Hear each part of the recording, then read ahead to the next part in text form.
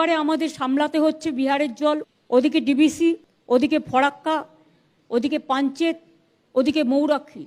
এগুলো একটাও আমাদের আন্ডারে নয় এবং এর ড্রেজিংয়ের টাকা আমাদের কাছে এক পয়সাও দেওয়া হয়নি। যারা এসব লিখছেন টুইটারে মিথ্যে কথা বলে, তাদের উদ্দেশ্যে বলবো, মিথ্যে নিয়ে, দুর্যোগ নিয়ে খেলা করবেন না। যারা দুর্যোগকে নিয়ে রাজনীতি করেন তাদের আমি ধিক্কার জানাই, মানুষের পাশে না দাঁড়িয়ে। এইটুকু মিনিমাম সৌজন্য তাদের কাছ থেকে আমরা প্রত্যাশা করি। উত্তরাখণ্ডে অত ধস নামার পরেও, অত মানুষের মৃত্যুর পরেও আমরা কিন্তু একটা কথাও বলিনি। দিল্লিতে যখন জলে টুবুটুবু আমরা বলতে পারতাম, মহারাষ্ট্রের জলে টুবুটুবু আমরা বলতে পারতাম, ইউপিতে জলে টুবুটুবু আমরা বলতে পারতাম। উত্তরাখণ্ড বৈষ্ণো মাতার মন্দির থেকে শুরু করে সব জায়গায় ধস নেমেছে, আমরা বলতে পারতাম।